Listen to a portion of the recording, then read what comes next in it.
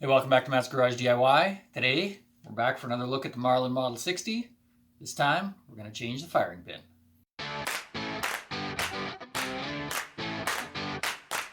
So Marlin Model 60 is one of the classic American firearms. Unfortunately, these aren't being made anymore, but there are millions of them out there. If you can get your hands on one, it is definitely worth it. They are a ton of fun to shoot, great accuracy. Click on the link above. I have done a complete disassembly on this gun, take it all apart. But that's not what we're here to talk about today. Today, it's all about the firing pin. I'm going to pull this apart real quick, show you how to change that firing pin. With any 22, you need to be very careful that you're not dry firing them. That can very easily damage that firing pin. Lastly, it's been about 2 years for the channel and just hit 1,000 subscribers. So thank you very much for any of you that have subscribed to the channel. This is just a hobby. This is not my job or anything like that. I just like kind of sharing this information. And clearly there's another 1,000 people out there that appreciate working on guns and home projects and all that other kind of stuff. So thanks for the support. Stay tuned for more videos. But for now, let's get taking a look at that firing pin. All right, safety first. Anytime you work on a gun, you want to make sure it is unloaded. So in this case, I've removed the magazine tube, got the action lock back. You can see inside the chamber. It's empty. Gun is empty. Gun is safe to start working. All right, so now that we've made sure the gun is safe, let's start taking it apart. We need to remove this rear screw at the trigger assembly and the front screw holding the stock and barrel together.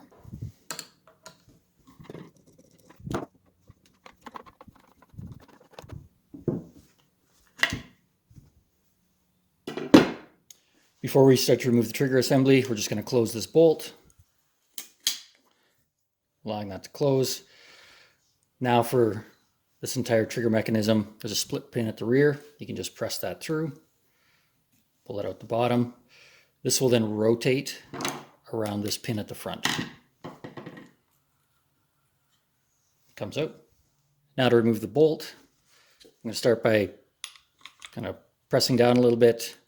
Just remove this handle. So I've made about an 1/8 inch gap there. And I will flip this back over. Next, grab the bottom of the bolt with my thumb, pull it towards the rear. Enough room so I can get my finger in. I even allow that to close on my finger, but then using both my thumb and my finger, start to lift the bolt up. I'll do that till it clears this, and then allow it to slowly go forwards.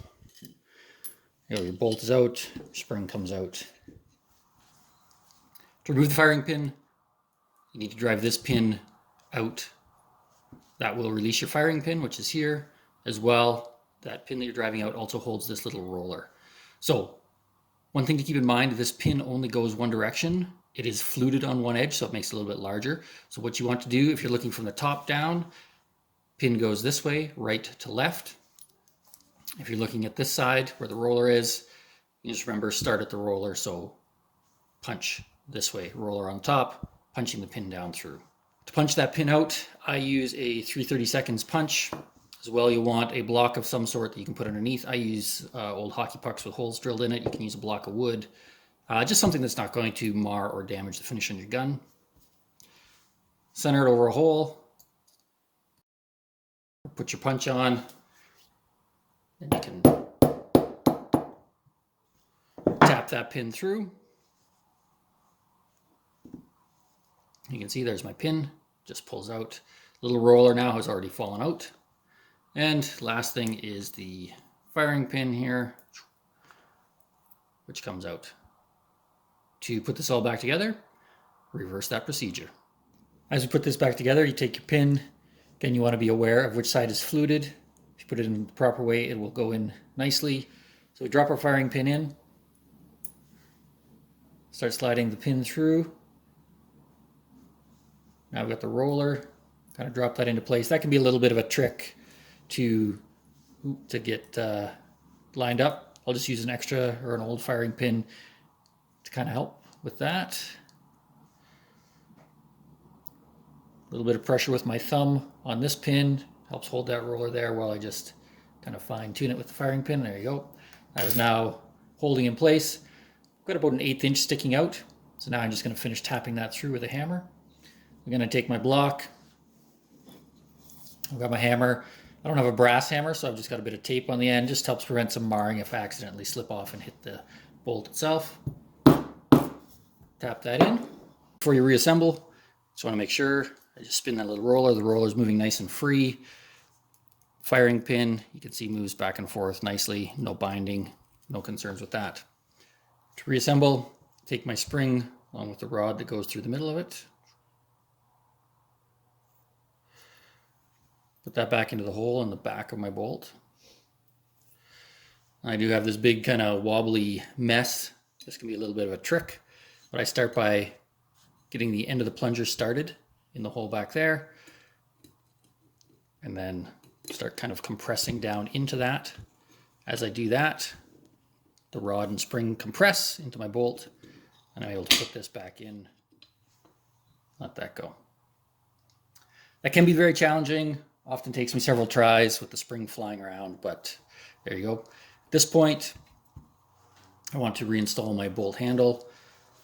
So without having everything fly out, kind of push it back, make myself a little bit of room, put the handle back in. Now I'm able to work that. Next up, I'm going to install all of this. If you notice, I've got my bolt now locked all the way back. The reason that I do that is that if you assemble this without that bolt all the way locked back, you can damage this little extractor spring. Not the end of the world, you can easily adjust that. You can click on my link below for the nickel trick, which basically is just a simple way of sort of bending the tab of the spring to the correct sort of measurements up and down, helping with your extraction. But in this case, I've got that locked back, so that's not going to be an issue. Again, focus on getting that on the front pin, rotate this up into place, and then at the back, drop the split pin back in, and you're done. Final step is just bolting your rifle back together. Drop those in, just make sure that this little release tab comes through. You can now tighten up the screw at the back and this one at the front. At that point, your firing pin has been replaced. Good to go shooting. Anyways, there you go. That's how you do it. Hope you liked this video. As always, be sure to click the like, subscribe, and ring that notification bell so you don't miss any future videos. I appreciate you watching, and stay tuned for my next one.